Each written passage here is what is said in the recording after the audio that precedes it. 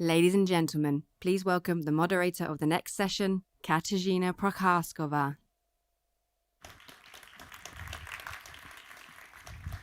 Good morning, ladies and gentlemen. Welcome at our second day of GlobSec conference, at our second panel at Havel stage today.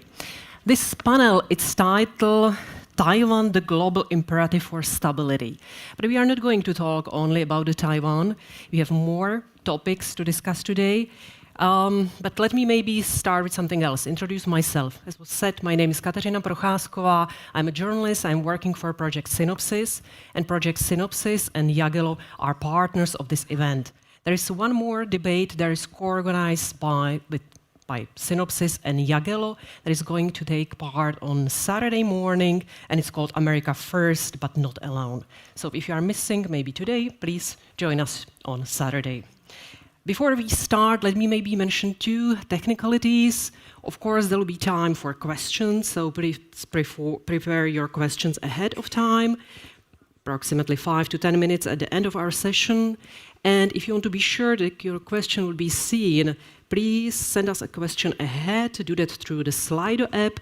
You can see the QR codes behind me, so download that app and secure your question. So I think it's a time for me now to introduce our distinguished speakers. So the first one is a Taiwanese Deputy Minister, Chen Ming-chi. Dear Minister, welcome.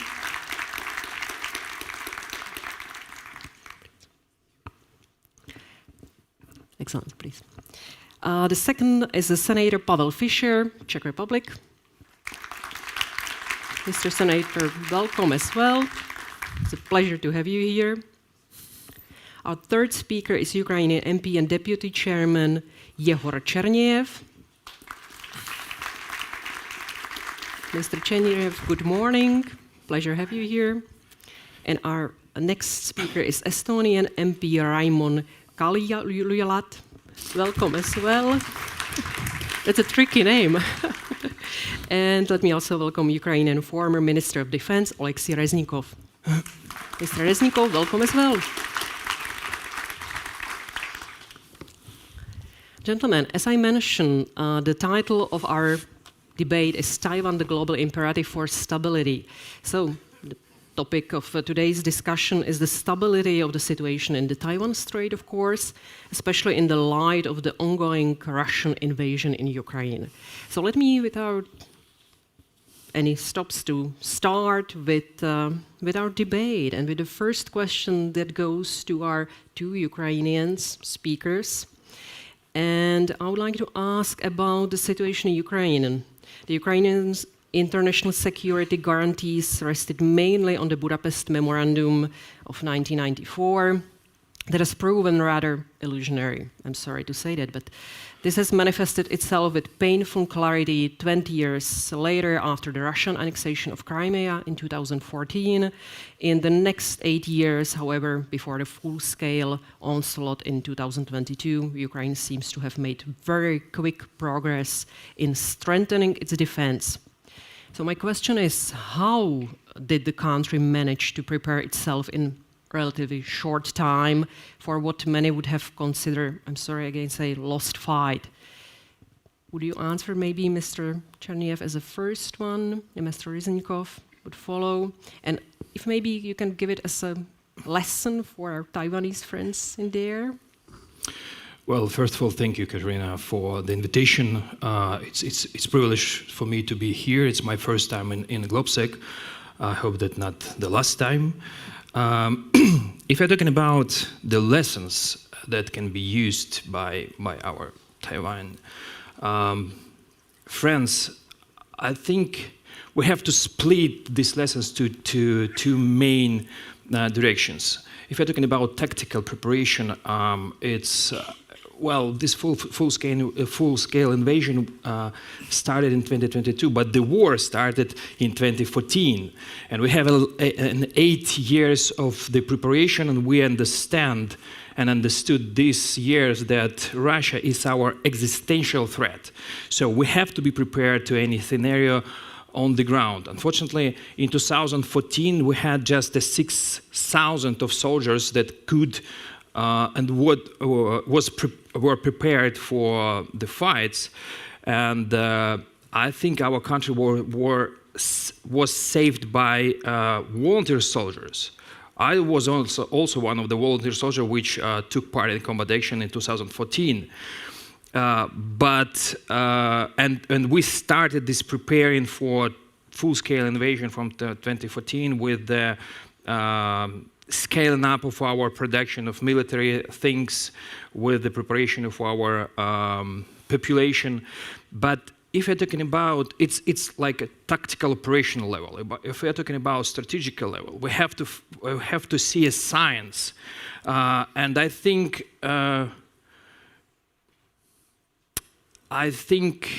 Europe and Western world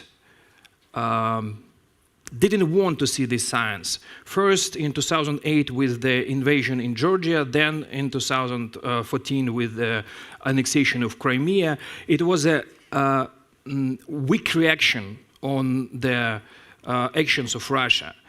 And it's a behavior of Putin. He every time tests the reaction of the Western world. Can he do more or not? If there are no reactions, he will continue. Another sign that you probably have to understand, I can remind you in the very beginning of this full-scale invasion, it was a meeting with Putin and Xi Jinping in Moscow, and he said that we're on the verge of those changes that world had not have during the last 100 years. 100 years ago, there was no NATO, no EU, no this world order that we have. So this is the challenge for the Western world and for Taiwan too. And I have doubts that Europe and Taiwan has years for preparation, because Putin will not wait for rearming of Europe. He will act, I think, in the nearest future. The same China, because they also see this cooling of the relations between the US and the EU, and they understand that this is a window of opportunity for them. And unfortunately, I think we are on the verge of tectonic shifts in the world order. It started in Ukraine, and the key in Ukraine, and I think we can stop this in Ukraine, again, defeating Russia.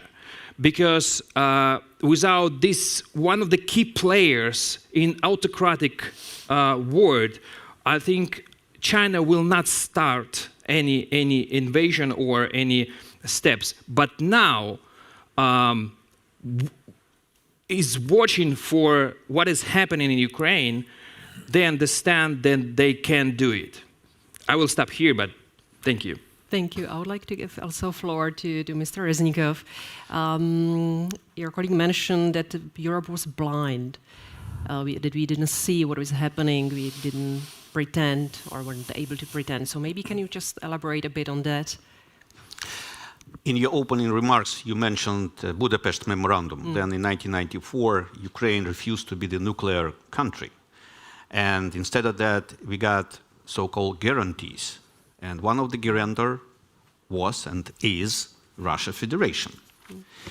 Plus United States, plus France, plus United Kingdom. The memorandum, I like storytelling, this I need to share with you, because President of Ukraine, Leonid Kuchma, who signed this Budapest Memorandum, personally told me this story, because we were together in the Ukrainian delegation in Minsk process when we tried to communicate and negotiate with the Russians in a peaceful format with the OSCE. And Leonid Kuchma told me that he came to hotel to the President Mitterrand. He was a little bit oldest gentleman with some illness. That's why they have decided to sign in hotel in Budapest. After the signing ceremony, President Mitterrand told to young president of Ukraine, young man, in any case, they will cheat you. It's a quote. And we see the results. So that's why lessons learned. And I would say that in this moment when China watches Ukraine, it does not in Europe, it seems like test for them. Will the West respond decisively? Will democracies defend sovereignty beyond their comfort zone? For Taiwan, the stakes are existential, like for Ukraine also. But the outcome in Ukraine sets the precedent, as Yehor mentioned before. So Russia's brutal invasion and China ambitions are not coordinated, but they are strategically allied. And one acts, other learns. And Beijing benefits from a distracted West, a weakened Russia, and an exhausted global systems. It's their benefits. So this is not about the borders. Taiwan and Ukraine is very, very far geographically. But in reality, we are very closely. And it's about the future of deterrence. It's about the stability of global supply chains. And it's about the international law still has force. As I met former defense minister of Japan, he was current head of Japanese parliament committee, military committee. It was December 2023. And I remind him that 100 years ago, near the Tsushima, Japanese fleet won the sea battle and sunk Russian flagship cruiser to the bottom of the sea. After 100 years, in April 2022, Ukrainian Neptune missiles, 2, destroyed flagship cruiser Russians with a funny name, Moskva. So we have the same story, and we have the same precedent, and I wish prosperity and peace in your country. Thank you very much. And now it helps me to actually build a bridge for my next question that goes to Deputy Minister Chen. As was said, Taiwan, like the Ukraine, sits in a very dangerous neighborhood. The international security guarantees in form of the Taiwan Relation Act of 1979, as they say, is ambiguous. So we have seen in the Ukraine that even more specific guarantees, like the Budapest Memorandum, may not help much vis-à-vis aggressive neighbor. So how does the Ukraine experience impact the thinking in Taiwan about the national security, about the self-defense, and frankly, survival? Well, for us,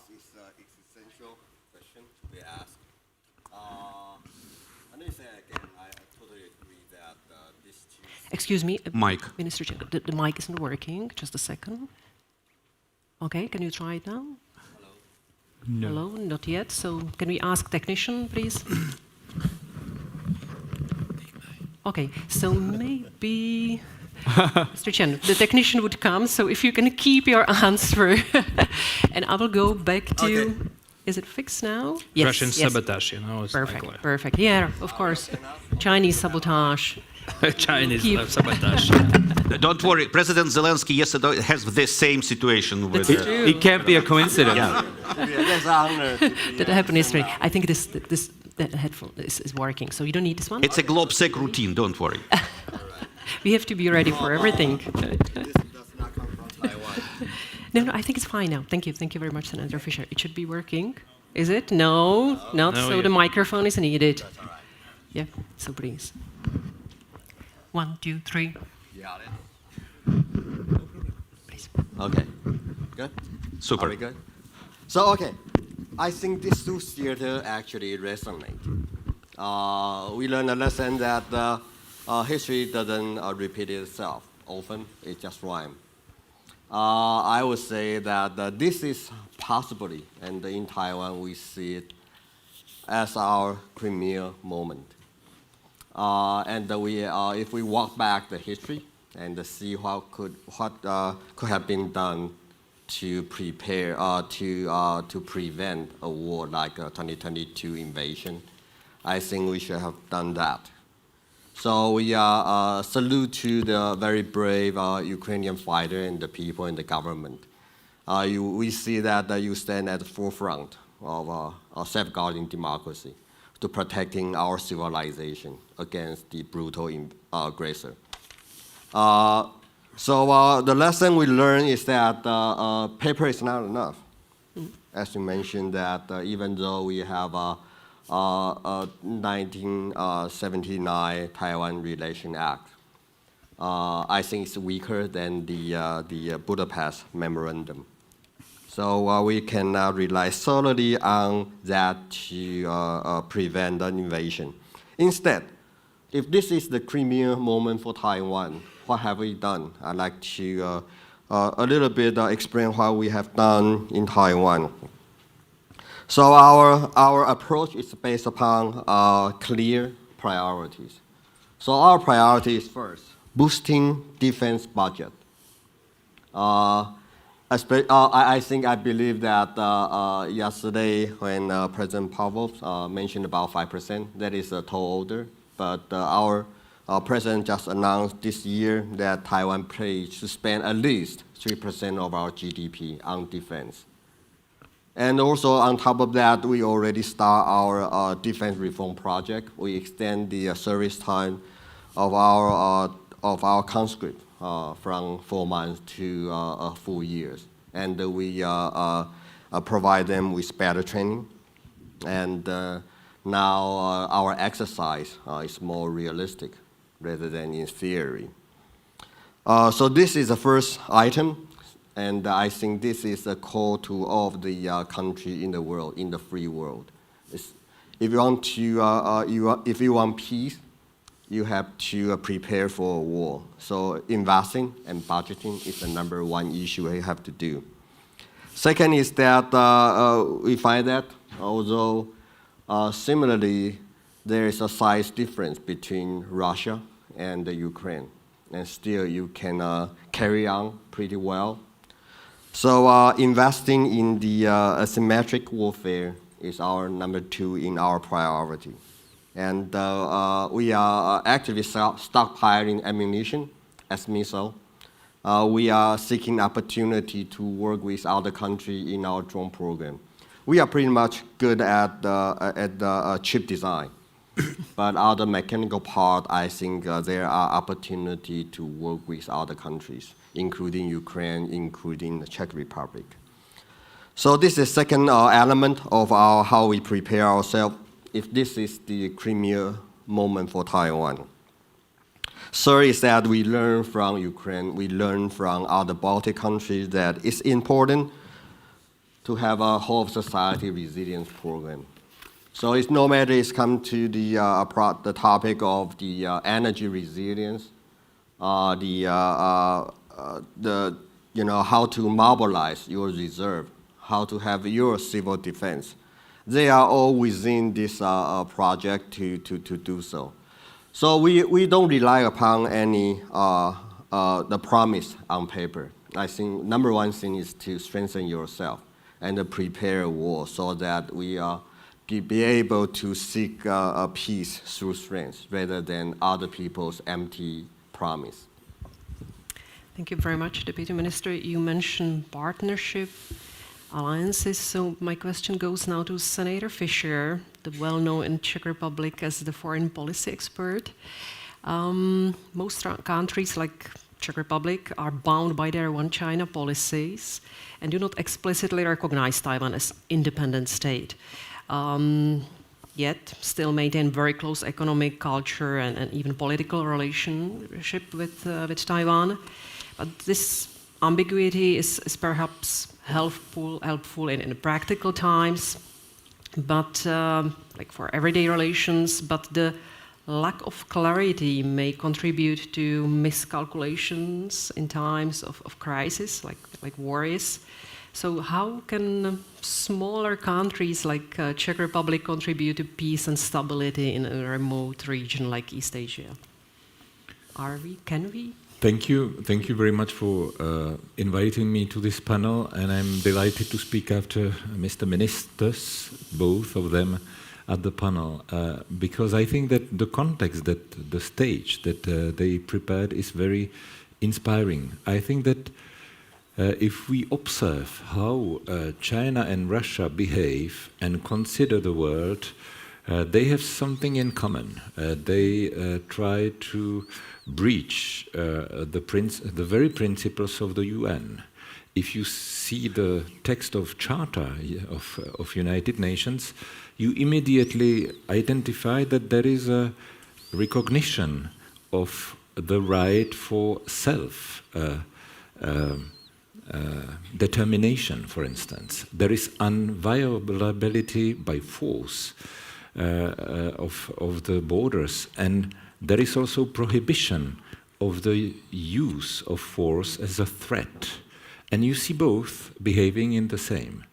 And if we observe the build-up, which is impressive, of the Chinese PLA, be it in nuclear capabilities, be it in the air or on naval, you will see that the Chinese Navy today surprises people in Taiwan because of their presence of the aircraft carrier in Iwo Jima Island. China surprises Australia with the fire exercise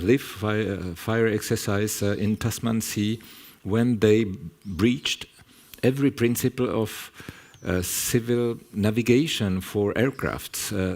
Australians were not informed about this. And I think that this kind of approach, which lacks transparency, is extremely dangerous globally. And how we can engage. More I listen to our friends and partners in Taiwan, more I discover that they would like to maintain status quo. This is already enough. If you see how PLA military forces try to encircle Taiwan, again by surprise, without any announce of the military drills, which are more and more frequent, we discover a principle which can be extremely sensitive. So in the Senate, we try to open the way that we recognize the willingness of Taiwanese citizens to stay in peace, to respect the rule of law, the status quo, and by the way, Taiwan is an actor of its future.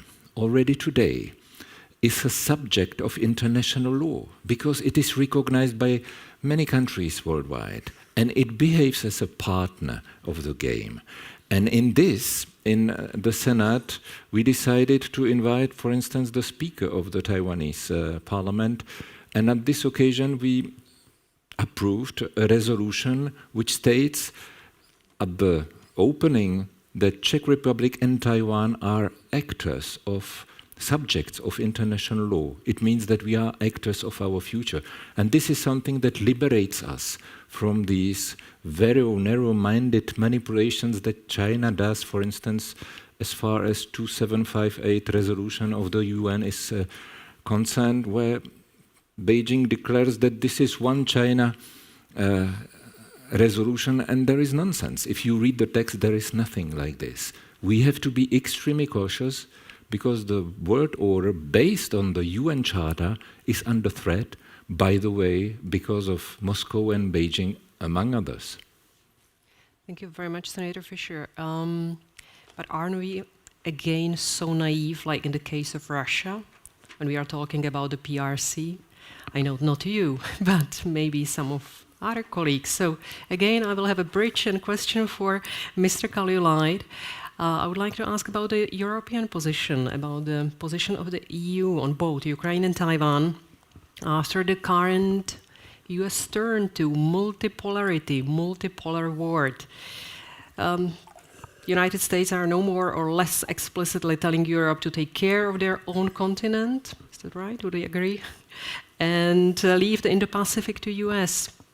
Is such division of labor advisable or even possible? What do you think about it? And is this the end of the extent security doctrine? Well, to be honest with you, I don't read the US message as straightforward as you've just put it. And also, to be honest, this has been the position of many US administrations going back in time, that there needs to be what we call fairer burden sharing in between Europe and the US. And you know, I've been talking about this for a while as well, that if you compare, you know, Cold War spending on defense in Europe, which was between 4 or 5% of GDP, to what European countries were doing very recently, I think the US, you know, all things considered, has a legitimate complaint here. Because going back to just before the full-scale invasion into Ukraine in 2021, I think it was like 6 countries in NATO that were actually fulfilling the 2% pledge. And despite the fact that the full-scale invasion was hailed by every leader as a wake-up call and need to step up, and now we're really going to grow our muscle and, you know, become not, you know, we were Johnny Depp and we're going to become Arnold Schwarzenegger now. That didn't really happen, because when Stoltenberg left office, it was still only 2/3 of NATO that was fulfilling even the 2% pledge. But that said, I think the greatest lesson we must learn, I think, as the Western Alliance and our allies in Asia, is that we didn't really do enough to prevent the full-scale invasion in Ukraine. And I think everybody agrees with that. There's a very telling anecdote about that. If you remember, the US was publishing intelligence about how Ukraine is going to be invaded by Russia. And at some point, Biden sent Kamala Harris to meet with President Zelensky and said, look, sit down, just the two of you, and convince him that the invasion is going to happen. And they sat down, you know, like we're sitting here with Yehor, you know, knee to knee, and Kamala looked Zelensky in the eye and said, you know, Vladimir, you have to take this seriously. And President Zelensky said, okay, Kamala, I'm taking this seriously. What exactly do you want me to do? And the US, where is the weapon? And the US had no answer. The vice president said, well, maybe you look at your personal security. So we didn't really, I mean, if you think back, I mean, Oleksii knows I this. witnessed that dialogue. I was there. It's absolutely true. Yes. He didn't tell me about it, though. And, you know, I mean, Oleksii, who I admire greatly. I mean, I admire your work. It's incredible what you did for Ukraine, and I hope they remember you forever for it. You know, when the war started and the first Ramstein formal meetings, you know, I think 90 or 80% of that planning should have happened in 21. We were giving mixed signals to Putin. I think the meeting in Geneva was a disaster, to be honest. And now, what I want to come to is, we should ask ourselves, are we making the same mistake with Taiwan right now? You know, we had a meeting with the vice minister, and I asked him, And he gave me great points on what we should be doing. And we're here, a lot of Central European, Eastern European countries. It's very important among practical things, for instance, to keep Taiwan on the agenda, not forget that this is an international, it's a huge issue. I think every opportunity that us politicians have, we should express our solidarity with the Taiwanese people. I mean, leaving aside all the legal and the complications of it, at the end of the day, this is about Taiwanese babies sleeping soundly, not having to go to kindergarten in a bomb shelter like they do in Ukraine, not having to bury your loved ones. I mean, at the end of the day, this is what China is threatening. I mean, they can speak nice, they can speak grand words about, China's rising up and the Taiwan is the last obstacle to that. At the end of the day, they're talking about killing Taiwanese babies. That's the essence of war. So I think really the lesson that we have to learn from this Ukrainian experience is, in the lead up to a conflict like this, what can we practically do to support Taiwan now? And hopefully that will discourage China and take the military option off the table, or push it forward into the future, and maybe something will happen in the leadership. But that's what we should be asking ourselves right now, if we want to say we are learning from the experience and the mistakes made before the full-scale invasion in Ukraine. Thank you very much. I like your optimism towards the US. I hope that you are right.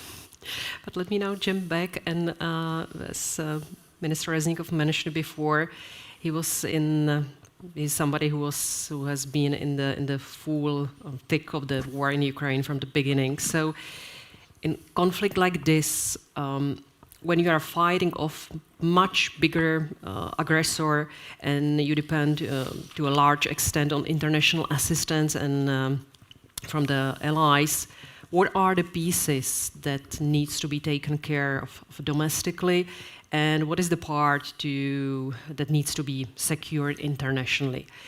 Where can the outside world help, and what are the limits to such assistance? Again, lessons should be learned. First of all, we are living in a new world when information became weaponized. So, in the current war, enemy using not only conventional weaponry or electronic warfare, they're using cognitive warfare.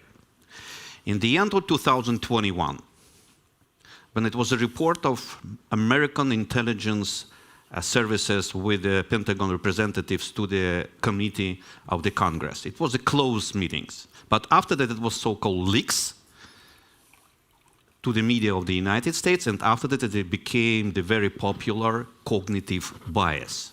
Because Americans' intelligence had the information that Russia are planning to occupy Kyiv during 3 days. But the cognitive bias became, in the case of full-scale invasion, Kyiv will fall during 3 days or 72 hours. Just a small nuance. They have a plan, Kyiv will fall. It was a perception. According to this perception, all capitals of the civilized world have decided, we have a very good neighbor, but they have a cancer verdict of the doctors. They will die after 3 days. For what reason we will invest them? When I come to Pentagon in November as a freshly appointed defense minister, I asked them just stingers, a short systems, like it was in Afghanistan campaign. The reaction was, Oleksii, it's impossible. Why is it impossible? It's forbidden by the law. Bingo, I'm a lawyer. We can draft the amendment, go to the Congress, to House. I will help you. No, Oleksii, it's impossible politically, technically, something else. In January 2022, we got first stingers from the Lithuanian brothers, from the Vilnius. After that, I asked, battle tanks, impossible. Artillery 155, impossible. Patriots, impossible. F-16, impossible. But every time, it became possible a little bit later. So everything is, what is impossible today became possible tomorrow. But we need to move forward as soon as possible, because everything is possible. And Taiwan will not fall during 3 days or 72 hours. They will fight for their surviving, they will fight for their sovereignty, they will fight for their families, for their houses, for their kids, like we did it in 2022, without any aids from our Western partners, or small aids with a little bit and love, and a little bit javelins, and a little bit stingers. A little bit. But we fight 3 weeks, 3 days, 3 months, 3 years we're fighting back. And you know, a strange situation we're calling spider net on a Russian soil, or Kursk Oblast, or something else, and we will surprise you more and more, together with Taiwan. Well, thank you. Shame on us. I'm sorry to say that as a Czech. Apart from the military pressure in form of the frequent PLA maneuvers around the Taiwan, there's also been increasing push by China to limit Taiwan's international and diplomatic space. Taiwan has been squeezed out from many international organizations and even from many international events, such as the recent World Health Assembly. Such diplomatic isolation could decrease the political deterrence against aggression and increase the risk of war. How could Taiwan break out these attempts at isolation, and how can the outside world help with the constraint of their one China policies? This is my question for Deputy Minister, and I'm asking this question because it nicely follows to what you just said, Minister Reznikov, about alliances and friends and partnership, that it's so needed. So please. I'd like to echo Minister's nice saying about the thing. I think about that. If you think that helping Taiwan in the international organization is difficult, think about one day you have to supply us with ammunition. You have to break through the blockade, and so as that democracy will not fail and will not fall. So I think our participation in the international organization is a defiance of those authoritarian rulers.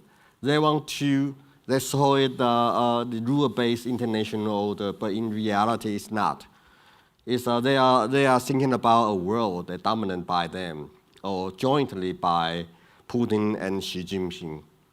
I think this is a dangerous world. So excluding Taiwan from participation in the international order is not only productive, but send a very dangerous signal to the rest of the world, especially to those authoritarian rulers. It's counterproductive because Taiwan is a contributing country. The COVID, we help with a banner. The Taiwan can help. We provide the personal protection gear to like-minded partners. And we are stand at the front line, but we are prepared.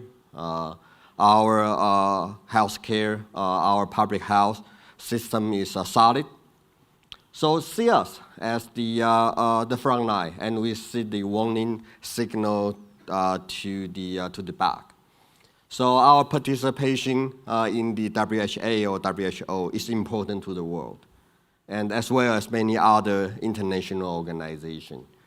Second, it sends a dangerous signal to the authoritarian rulers by saying that they can have their way.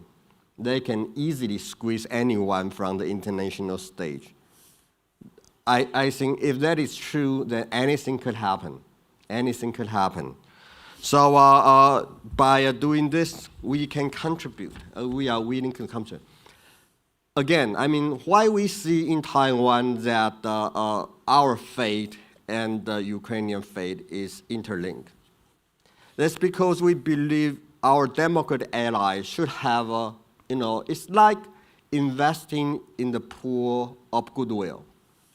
Then we help you out, and someday if we, as your fellow Democrat, fail, then you can come to our help. So that is important. That's important that all democracy in the world jointly invest in the pool of goodwill, helping each other out. Because they are actually linking up with each other proactively. China, Russia, Iran, and North Korea, They are helping each other out. They even conduct the joint exercise. So if we are still stuck in the consideration about, it's quite inconvenient to tell Beijing, why you want to let Taiwan in any international organization. I think they will be in deep trouble because they are forming an alliance, a credible alliance. They are sending their helping each other out. I think our Ukrainian friends know it very well. Ammunition, soldiers from North Korea. So what's our answer to that?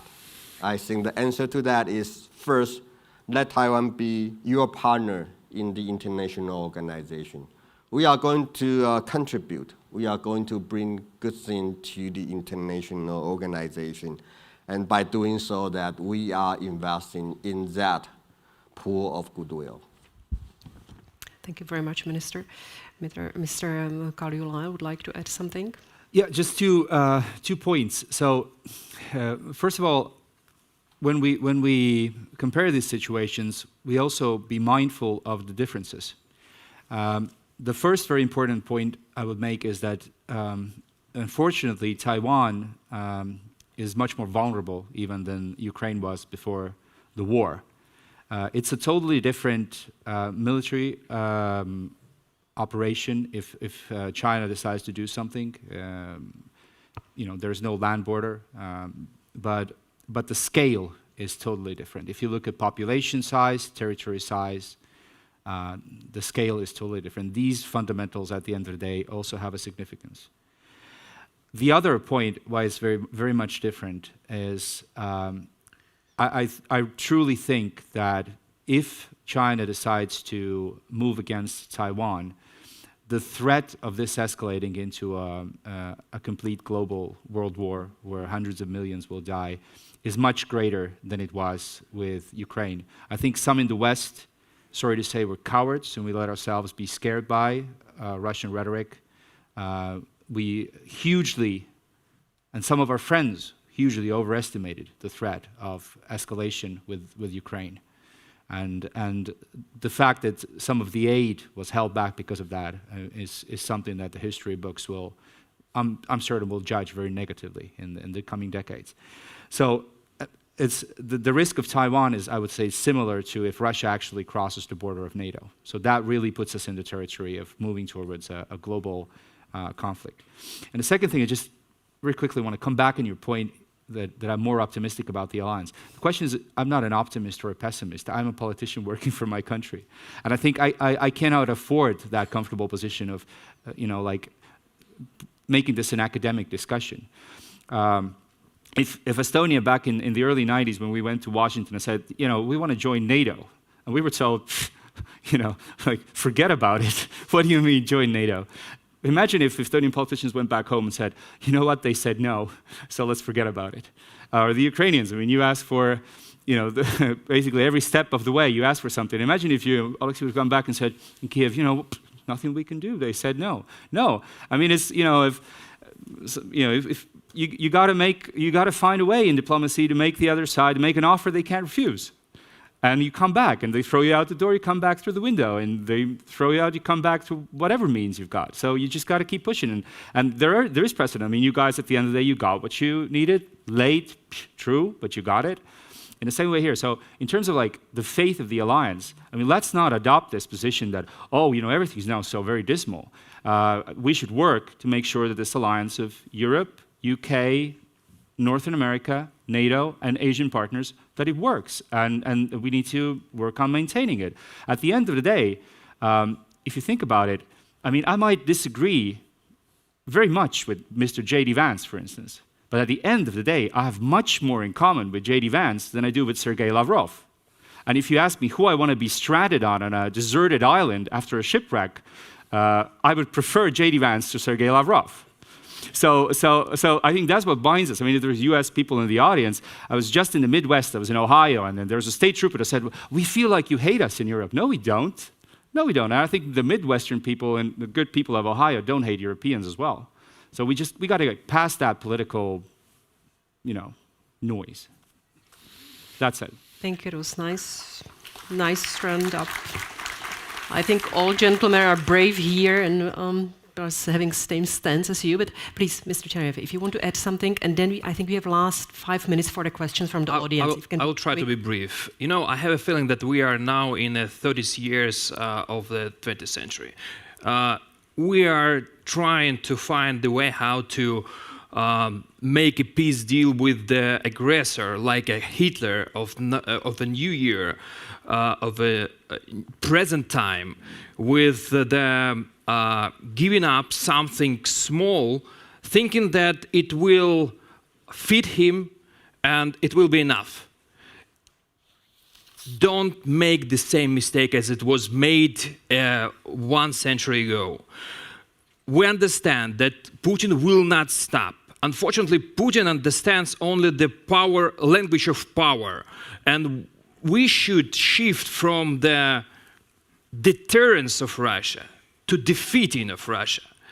And back into the recipe how to fight against the enemy which much more bigger than you. You have to have not only the willingness to fight, but the creativity, the asymmetric answers to those big enemies, like we do with this fleet of small sea drones or the drones against strategic aviation or something.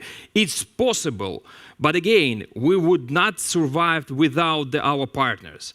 And our partners should understand that we are on the verge of the big war. And it would be better to be prepared now and scale up all the military production and scale up the military budgets. And there are so many space for a pressure on Russia with the sanctions, on metallurgy, on oil and gas, on financial sector, because their capacity, their power are on the 2 pillars. First, economy. Second, their army. Without economy, they will not be able to wage this war. And you can do this with the sanctions. Military pillar. It's up to us how to destroy their capacity in their area, and we do it, and we will continue to do it. And this is the only recipe how to stop or how to prevent the big war in a continent. We have to be united, we have to be more decisive and more active. Thank you very much. It's a great last word, and as I said, our time is running out, so we have another 3 minutes for questions. So I have one question on Slido that I would like to ask Deputy Minister. That's the anonymous question. How can the West support Taiwan in countering PRC efforts aimed at persuading countries of Oceania and Latin America, Indo-Pacific, to switch recognition from Taiwan to PRC? Well, support Taiwan for its own merit. We are a vibrant democracy, and speak out and call out China's interference in your affairs by, limit your building a relationship with Taiwan. I think that it's a good demonstration to our friends in Oceania and Latin America. We are working hard jointly with our ally, with our like-minded partner. Many have, for example, when U.S. Secretary of State Marco Rubio traveled to Latin America, many times he mentioned about how he appreciates, Guatemala's relationship with Taiwan. I think that is one example. By encouragement and by speak out.